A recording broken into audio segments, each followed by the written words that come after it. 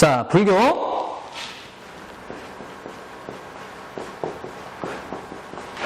자, 불교는 말이죠. 굉장히 심오한 사상이에요. 어떤 의미에서 심오한 사상이냐면은 사람이 인생을 어떻게 살아야 되고 인생의 의미가 무엇인지까지 접근을 했던 그런 종교자 사상이었거든요. 자, 이 불교를 창시한 인도의 석가모니 부처는 이렇게 말을 했습니다. 사람의 인생은 괴로울 수밖에 없다. 괴로울 수밖에 없지 않느냐. 왜 괴롭냐? 우리 사람들은 살아가면서 끊임없이 뭔가에 대해서 욕심을 낸다. 그리고 그 욕심은 끝까지 절대로 채워지지가 않는다. 그래서 인생에는 고통이 거듭되고 인생 자체가 고통이 될 수밖에 없다라고 통찰을 한 거죠. 자, 그러면 이 괴로움에서 어떻게 벗어날 것이냐? 그 괴로움에서 벗어날 수 있는 방법은 딱 하나였어요. 내가 욕심을 내는 그 대상이 헛개비에 불과하다. 결국에는 아무것도 아닌데 내가 내 마음이 움직이는 바에 따라서 그냥 욕망하고 있을 뿐이다. 내가 내 마음을 다스리지 못하고 있기 때문에 내가 내 인생을 스스로 괴롭게 하고 있을 뿐이다 라고 주장을 한 거죠. 자, 그래서 이 괴로움에서 벗어나려면은 욕심을 스스로 통제하고 내 마음을 스스로 제어할 수 있는 그런 경지에 이르러야 된다. 자, 그걸 깨달아야 된다. 그래야 잘 살아갈 수 있다 라고 가르쳤던 거죠. 이 가르침이 당시 인도 사람들한테 크게 공감을 얻어서 종교의 지혜까지 올라오게 된 거예요. 자, 무슨 얘기인지 아시겠죠? 자, 이 불교는 사람이 왜 잘 살아야 되고 스스로를 왜 갈고 닦아서 수양을 해서 더 높은 경지로 올라가야 되는지에 대한 설명을 충분히 해줬던 종교였던 겁니다. 자, 그런데 이 불교가 처음에 창시되고 나서 대중들 사이에 널리 퍼지면서 이상하게 성격이 변질됩니다. 왜냐하면 별로 크게 고민하지 않고 살아가는, 그냥 하루하루 살아가는 일반적인 사람들한테는 이 불교에서 하는 얘기가 전혀 와닿지가 않았거든요. 지금 수업을 듣는 여러분도 이거 전혀 와닿지가 않잖아요. 무슨 욕심을 제어를 하고 욕심을 왜 줄여야 되나? 이런 생각 하지 않았나요? 저 역시도 마찬가지고요. 이 불교 잘 와닿지가 않아요. 자, 그러려면 어떻게 해야 될까요? 이 불교가 퍼지려면은. 자, 우리가 왜 어떤 가수를 좋아해도요, 그 가수가 노래를 잘 부른다는 것보다도 그 가수의 외모, 얼굴이 얼마나 예쁘고 잘생겼는지에 대해서 먼저 집착을 하곤 하죠. 자, 불교도 그런 껍데기를 뒤집었습니다. 무슨 껍데기냐? 부처가, 석가모니 부처가 사람이거든요. 실제로 살았던 사람이야. 스승이고요. 이 석가모니 부처를 신으로 만들어버린 겁니다. 신격화시켜버린 거죠. 어떤 식으로 신격화시켰냐면은 이 고통이 무질서가 난무하는 이 세상을 언젠가는 완전히 구제하고 이 사람들을 구해주는 구세주의자, 모든 악을 다 쓸어버리고 이 세상에 평화를 가져오는 위대한 신, 그런 신으로 만들어버린 것이죠. 이렇게 이상하게 변질된 상태의 그 단계의 불교가 삼국시대에 우리나라에 들어오게 되는 겁니다. 이게 왕들의 입장에서 왕권 강화에 정말 크게 도움이 될 수 있었기 때문이죠. 어떻게 이용을 했느냐? 이 위대한 부처신, 말이 웃기네요. 부처신. 이 위대한 부처신, 모든 악을 쓸어버리고 세상에 평화를 가져오고 백성들을 구해주는 이 위대한 신이 알고 보니까 우리 왕이었다고 믿게 만드는 거죠. 부처가 곧 왕이다. 왕이 곧 부처다라고 받아들인 거죠. 자, 이걸 뭐라고 부르느냐? 왕즉불 사상이라고 합니다. 자, 뭐라고요? 왕즉불 사상.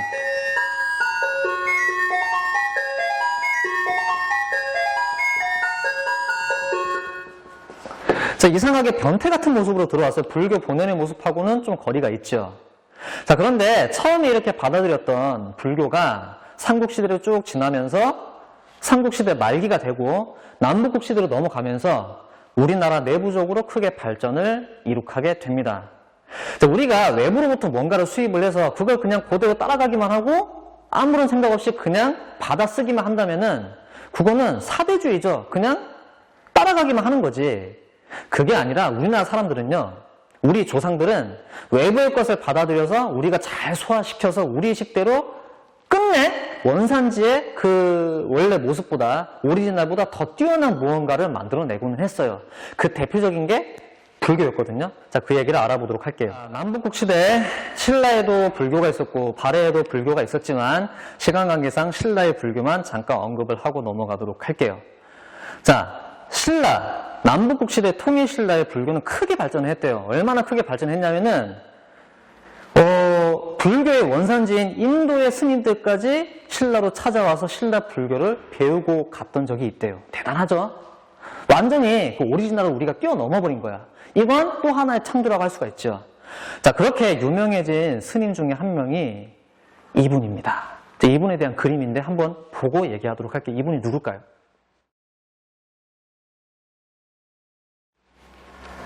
자, 그림 다 봤죠?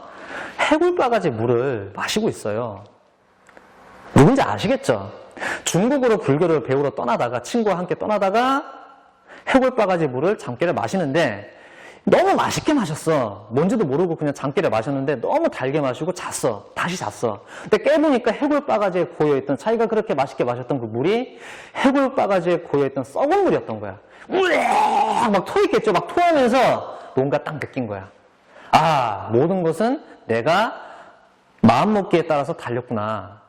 모든 것은 내가 마음먹기에 따라서 다 다르게 볼 수 있구나. 다르게 느낄 수 있구나. 이게 바로 석가모니 부처가 가르쳤던 그 가르침이잖아요.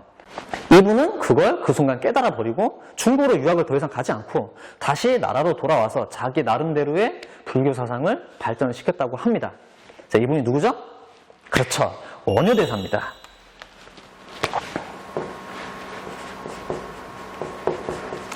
자, 그리고 그 옆에서 자고 있었던 사람 있죠. 그 친구. 그 친구는 결국에 당나라로 유학을 계속 떠나서 크게 발전하고 있었던 불교를 우리나라에 다시 배워서 가지고 오거든요.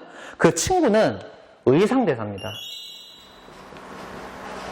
이 둘 다 굉장히 우리나라 불교 역사에 큰 흔적을 남긴 사람들이죠. 자, 이 원효대사와 의상대사 둘 다 신라 중대시대 사람이거든요. 자, 중대시대 불교와 신라 하대시대 불교가 약간 다르거든요. 그래서 좀 구분을 지어볼게요.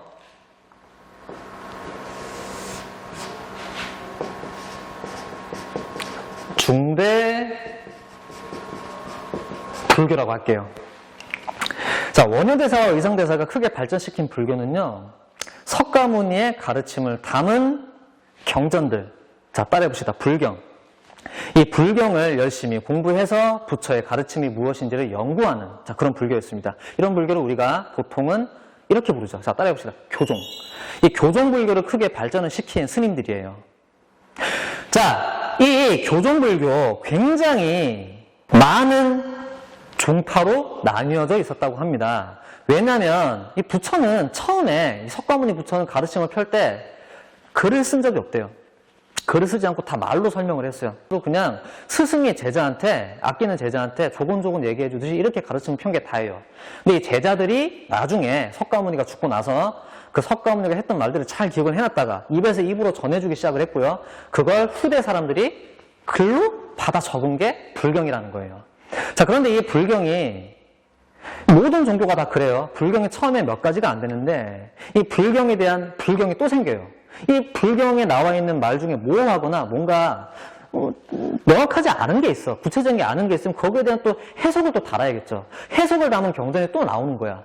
자, 그리고 또 해석이 또 생기고, 해석에 대한 해석이 또 생기고, 또 생기고, 또 생기고, 또 생기고, 엄청나게 많은 경전이 생기다 보니까 이 중에서 어느 경전이 진짜인가에 대해서 막 논쟁이 발생하기도 하고요. 어느 경전의 말이 진짜로 진리인 것인가. 논쟁이 발생을 하면서 여러 가지 종파가 나뉘게 된 거예요. 이 교종의 특징은 종파가 굉장히 많다는 거예요. 그리고 종파들 사이에 사이가 안 좋아. 서로 자기들이 진리라고 주장을 하고 있으니까 사이가 안 좋을 수밖에요. 자, 원효대사와 의상대사는 우리나라에 당시까지 들어와 있었던 수많은 교종 종파들을 하나로 통합하려는데 힘을 썼던 사람들입니다. 원효대사와 의상대사는 알았던 거지요.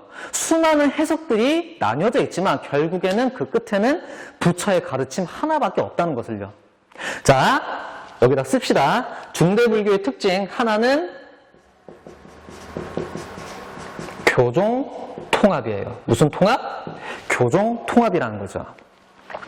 자, 원효대사는 교종 통합을 주장하면서 뭘 얘기하냐면요, 결국에 부처의 가르침은 하나다. 하나의 마음에서 여러 가지 해석이 나오는 것이다. 그러니까 우리는 결국에 그 하나의 마음으로 되돌아가야 된다 라고 주장을 하게 되는데, 간단하게 얘기해서 이 사상을 일심사상이라고 합니다. 하나 일, 마음 심.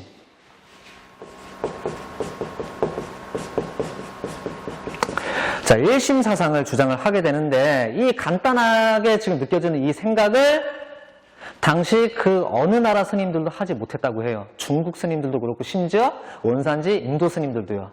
그래서 이 원효대사의 일심사상을 인도 스님들이 와서 배워갔다는 기록이 남겨져 있대요. 대단하죠? 자, 그리고 원효대사 친구 의상대사는 당나라로 유학을 갔다 그랬죠? 이 당나라에서도 당시에 이 어지럽게 막 굉장히 많은 분파로 나뉘어져 있는 불교 종파들을 하나로 통합하려는 노력이 있었다고 합니다. 자, 그래서 이 의상대사는 그 노력들을 배워서 우리나라에 적용을 하게 되죠. 이 중국의 불교 통합 사상을 화엄사상이라고 하거든요. 이 화엄사상을 우리나라에 들고 들어와서 화엄종을 개창을 하게 됩니다.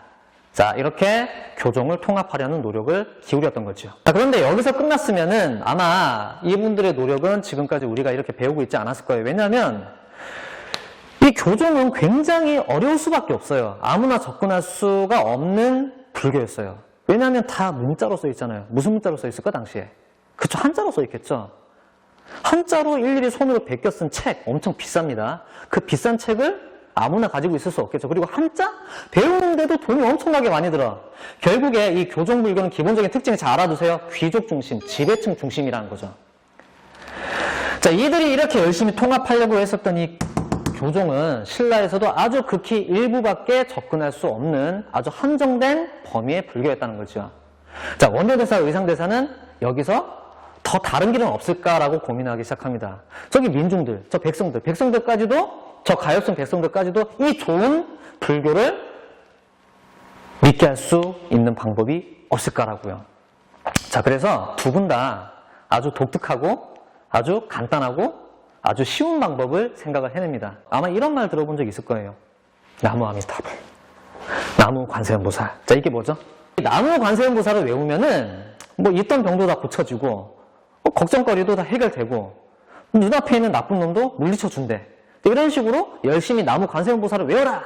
라고 이제 가르치면서 백성들에게 좀 더 불교로 가깝게 다가가려고 노력을 했던 게 의상대사였습니다. 자, 누가 했다고요? 의상대사. 자, 관세음보살을 줄여서 관음보살이라고 하기도 합니다. 관세음신앙 혹은 관음신앙을 만들어서 백성들 사이에 퍼뜨렸던 거죠. 자, 이런 식으로 교종을 통합함과 동시에 불교를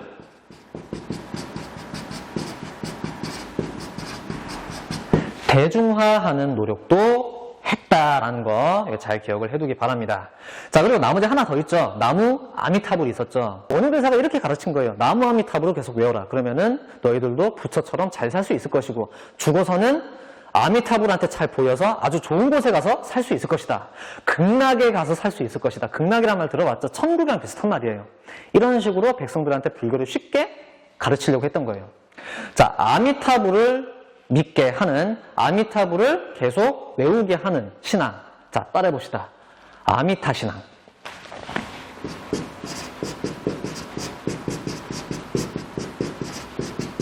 자, 이런 식으로 불교를 대중적으로 유행을 시키려고 노력을 했던 분들이기도 하다. 이 모든 게 신라 중대 때 일어났던 노력들이었다라는 거 잘 정리를 해봤으면 좋겠습니다.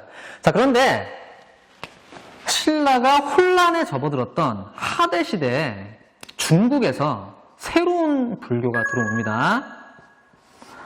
우리가 보통 하대불교라고 표현을 하기도 하는데요. 자, 뭐가 들어오게 되냐면은 전혀 새로운 형태의 불교가 들어오게 된 거예요. 그 이전까지의 불교, 자, 뭐라고 했죠? 교종이라 그랬죠. 이 교종은 불교 경전을 열심히 공부를 하면은 잘 살 수 있다고 가르치는 그런 불교였잖아요. 그런데 이 중국에서 새롭게 태어난, 이 완전히 중국식 불교거든요. 이 중국식 불교는 부처가 했던 방식을 그대로 따라 하면은 나도 부처가 될 수 있다. 누구나 마음속에 부처가 있는데 그걸 깨닫지 못하고 그냥 살아가고 있을 뿐이다. 그러니까 스스로 잘 갈고 닦으면은 나도 부처가 될 수 있고 너도 부처가 될 수 있고 우리 모두 부처가 될 수 있다라고 믿었던 불교예요. 자, 그런데 어떤 식으로 그러면은 스스로 갈고 닦을까요? 부처가 했던 거 뭘까요? 그냥 조용한 곳에 앉아가지고 온갖 잡념들을 깨끗하게 정리를 하고 고요한 상태에서 스스로 들여다보는 거예요.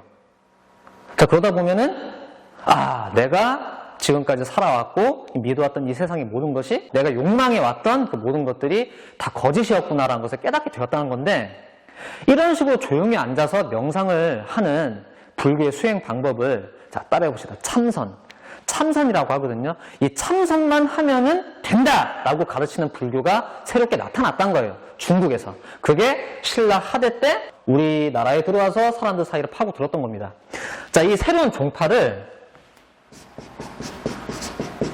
선종이라고 합니다. 자, 따라해 봅시다. 선종. 이 선종 불교가 들어오게 되는데 이게 크게 유행을 하게 됩니다.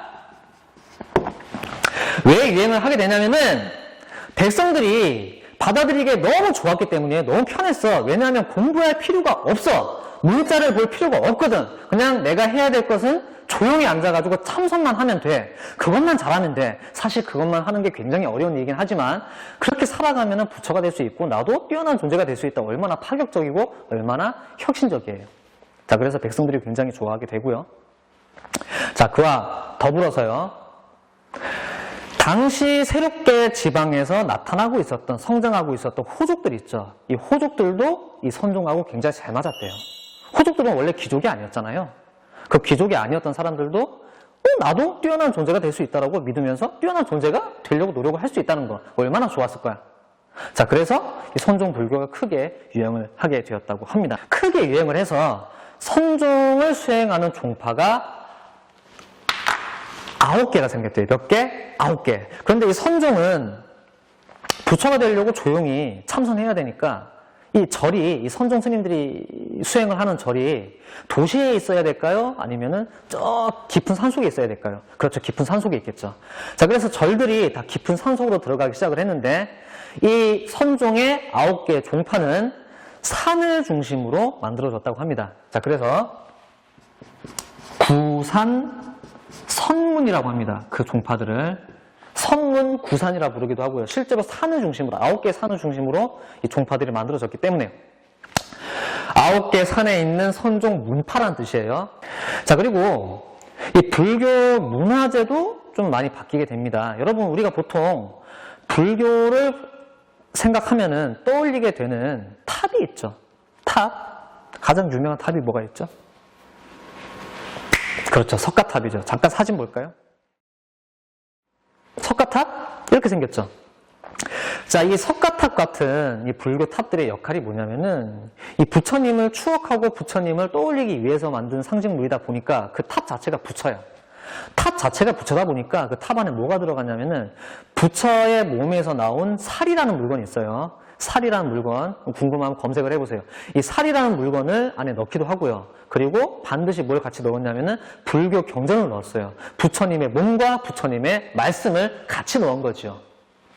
자, 그런데 신라에서 이 석가탑 같은 이 불교 탑들이 집중적으로 만들어졌던, 국가적으로 만들어졌던 그 시기가 중대입니다. 왕권이 굉장히 강했던 이 시기에 왕들이 이걸 계속 만든 거예요. 계속 만든 거예요. 자, 그런데 하대로 가면은 선종이 유행하게 되면서 탑들의 모양이 바뀝니다. 이 탑들이 전혀 다른 모양새를 이제 취하게 돼요. 잠깐 사진 볼까요? 자, 잘 봤죠? 이 탑들을 보니까 석가탑 같은 탑과는 좀 많이 다르죠. 크기도 작아요. 뭐 사람 몸 크기 정도밖에 안 돼요. 아무리 커봤자. 이 탑들은 무슨 탑이냐면요. 부처의 사리를 넣은 탑이 아니라 어느 특별했던 스님들의 사리를 넣은 탑이에요. 어느 스님의 사리탑, 어느 스님의 사리를 넣은 탑, 이런 식으로 만든 거예요. 뭐 부처를 상징하는 탑이 아니다 보니까 좀 크기가 작아졌겠죠. 이런 탑들이 선종 때 왜 생겼냐면은 선종과 교종은 중요하게 생각하는 대상이 달랐기 때문이죠. 자, 교종에서는 부처 자체가 너무나 중요해. 부처의 말씀이 중요하고. 자, 그래서 그 거대한 탑들을 만들었던 건데 선종에서는 내가 부처가 되는 게 중요하고 내 안에 있는 부처가 중요하거든. 그래서 그 뛰어난 성취를 이뤄서 부처의 버금갈 정도로 성취를 이뤘던 그 스님들을 기념하는 탑들을 만들었던 거예요. 이 탑들을 뭐라고 하느냐? 그냥 탑이 아니라, 자, 따라해봅시다. 승탑. 예, 승탑이라고 부릅니다. 요 당시 선종을 잘 보여주는 대표적인 문화재니까 잘 기억을 해두기 바랍니다. 자, 이렇게 불교에 대해서도 삼국시대부터 남부국시대까지 쭉 정리를 해봤습니다. 이제 남은 게 뭐냐면 도교입니다. 뭐라고요? 도교. 자, 한번 봅시다. 이 도교는요, 중국 고대의 도가 사상이라는 것에서 시작을 했대요. 이 도가 사상이 뭐냐면은 불교랑 조금 다르기도 하지만 많이 비슷하기도 한 사상이에요. 중국에서도 이 부처와 비슷한 생각을 했던 사람들이 있었던 모양이죠. 이 도가 사상에 따르면은 역시 스스로를 열심히 갈고 닦아서 수양을 해서 좋은 사람이 돼야겠죠. 역시 유교에서는 얘기하지 못한 자기 수양, 좋은 사람이 되는 것, 그런 것에 대한 해답을 내놓았던 게 이 도교였던 겁니다. 이 도교는 중국산이라 그랬죠. 자, 그런데 이 도가 사상은 나중에 시간이 흐르면서 중국 각지에 흩어져 있는 여러 가지 토착 신앙들과 결합을 하게 돼. 이게 종교가 된 거죠. 일종의 종교가 된 거죠. 막 여러 가지 신들이 들어요. 중국이 얼마나 땅이 넓어요. 막 이런저런 잡신들이 다 들어와서 그 처음에 자기 수양을 강조했던 그런 모습과 더불어서 여러 가지 민간 신앙을 믿는 종교로서의 모습도 만들어지게 된 거예요. 이 도교가 우리나라에 들어오면서 우리나라 민간 신앙과도 쉽게 결합하게 되었으리라는 점을 우리가 어렵지 않게 짐작을 할 수가 있겠죠. 자, 이 도교 삼국시대부터 우리나라에 역시 들어옵니다. 자, 특히 우리가 그 모습을 어디에서 잘 볼 수 있냐면은 고구려에서 살펴볼 수가 있어요. 자, 고구려 사람들은 이 도교 신앙을 굉장히 좋아해서요. 자기가 죽은 다음에 묻히게 될 무덤에 이 도교라는 종교에 나오는 여러 가지 신들을 벽화로 그려 넣었대요. 자, 잠깐 그림 한번 보고 갈게요. 자, 뭔가 야리꾸리하게 생긴 그런 동물이 하나 있죠. 이 짐승은 고대 중국 사람들이 믿던 무시무시한 신 중에 하나입니다. 이 중국 세계를 지켜주는 그 신 중에 하나였던 거죠. 동서남북을 다 지키는 신들이 하나씩 있었다고 하는데 남주작, 북현무, 좌청룡, 우백호 이 4개의 신이 있었다고 해요. 이 4개의 신 중에 하나를 이 고구려 벽화 무덤에서 우리가 만날 수가 있는 거예요. 고구려 사람들이 도교를 믿었다는 사실을 우리가 알 수가 있는 거죠. 자, 이 고구려 무덤에 있는 사신도, 자, 도교가 삼국시대에 들어왔었다라는 것을 잘 알 수 있게 해주는 유적이라는 거죠. 자, 또 있습니다. 백제를 보면은요, 백제 사람들도 도교를 좋아했던 모양입니다. 자, 여기 교과서 30페이지를 봅시다. 교과서 30페이지 맨 위에 보면은 백제 금동 대향로라는 그런 유물이 있는데요. 이 백제가 만든 아주 위대한 예술품 중에 하나예요. 이걸 보면은 도교에서 믿던 세계관이 그대로 드러나 있어요. 맨 위에 뭐 봉황이라는 신비로운 새도 앉아 있고요. 막 구름이 막 넌실넌실 되고요. 이게 이 사진에 작아서 잘 안 보이겠지만 이 향로에는 막 산속에서 수행을 하는 듯한, 그래서 높은 경지에 이른 듯한 사람들도 보입니다. 참고로 도교에서는 자기 스스로 수양을 해서 높은 경지에 이른 사람을 신선이라 불렀거든요. 여러분 산신령 이런 거 들어봤죠? 그 신선이란 존재들도 이 향로에 새겨져 있어요.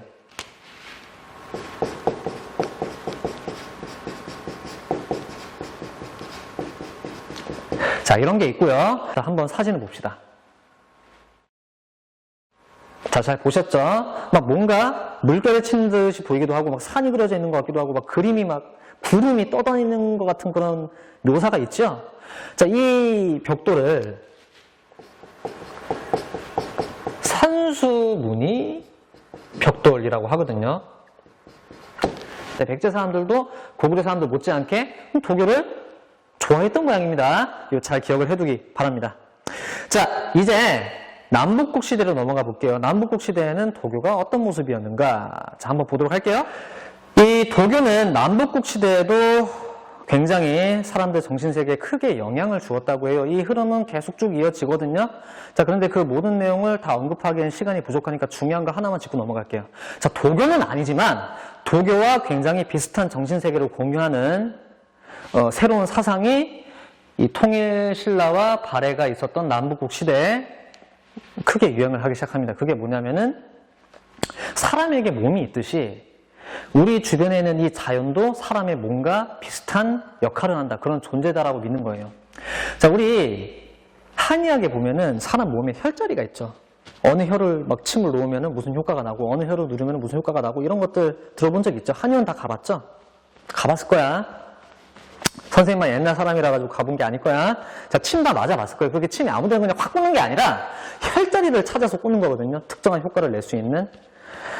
자, 그런데 자연에도 혈자리가 그렇게 있다고 믿어가지고요. 뭐 어떤 특정한 자연에 지정, 어떤 특정한 자연의 어떤 특정한 곳에 건물을 세우거나 뭐 도시를 세우거나 하면은 사람이나 국가의 운명이 바뀔 수도 있다. 결정이 될 수 있다. 효과를 그렇게 볼 수가 있다라고 믿는 사상, 학문이 중국에서 들어와요. 자, 이런 거 들어본 적 있지 않나요? 자, 우리 중학교 때 많이 들어봤죠? 막 좋은 집은 옛날에는 뒤에는 산이 있고 앞에는 강이 있는 자리를 굉장히 좋아했다고 했잖아. 그 배산인수 들어봤죠? 배산인수 하면 딱 떠오르는 그 학문이 뭐죠? 그 사상이 뭐죠?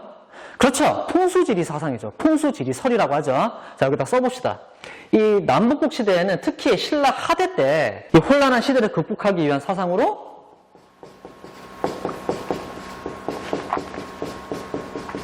풍수지리설이 크게 유행을 했대요. 대표적인 사람으로 도선이라는 사람이 이 풍수지리설을 사람들한테 널리 퍼뜨리고 다녔대요. 자, 그런데 이 풍수지리설은 뭐 작게는 집을 어디에 세우느냐 혹은 무덤을 어디에 쓰느냐에 따라 가지고 사람의 그 개인적인 운명이 바뀔 수도 있다고 믿겠지만, 예를 들어서 나라의 수도를 어디에 세운다거나 나라의 중요한 도시를 어디에 세우느냐에 따라 가지고 국가의 운명 자체가 바뀔 수도 있다고 믿게 되겠죠. 자, 그래서 이 풍수지리설이 나중에 어떤 성격 가지게 되냐면요, 사람에게도 운명이 있듯이 이 자연에도 운명이라는 것이 존재를 해서 어떤 곳에 운이 닿으면은 그 나라는 망하고, 어떤 곳에 기운이 성해지면 그 기운이 성해지는 곳을 도읍으로 삼은, 수도로 삼은 그 나라가 새롭게 일어선다. 일종의 미래를 예언하는 거죠. 이 미래를 예언하는 데까지 나가게 됩니다. 이 미래를 예언하는 사상을 도참사상이라고 하거든요. 도참사상과 풍수지리설이 결합하면서 어떤 효과를 가져오게 되냐면요. 자, 잘 들어보세요. 이 도선국사가, 이 도선이 남긴 유명한 일화 중에 이런 게 있어요. 당시 이곳은 신라로 치면은 굉장히 변두리였어요. 송악이라는 고을이었어요. 뭐라고요? 송악. 지금의 개성시예요. 이 송악을 여행하던 도선이 그 송악에 살던 어느 호족을 방문을 해서 이렇게 한마디 했다고 합니다. 여기다가 터를 잡고 집을 지으십시오. 그리고 대대로 사십시오. 그러면은 이 터를 기반으로 새로운 나라가 태어날 것입니다. 그게 빠르면 당신의 아들일 수도 있습니다. 그 호족에게 그렇게 얘기를 했대요. 자, 그리고 이 호족은 이 도선이 얘기한 이 이야기를 유심히 들었다가 실제로 거기다 집을 지었고, 그 도선의 말을 듣고 집을 세운 그 호족의 아들이 나라를 결국에 세워서 새로운 질서를 만들게 됩니다. 그 아들이 왕건입니다. 자, 무슨 얘기인지 알겠죠? 신라가 망하고 고려가 새롭게 들어설 것이라는 사실이 이 사람이 예언했다는 식으로 얘기가 퍼졌었어요. 이해되죠? 고려 건국과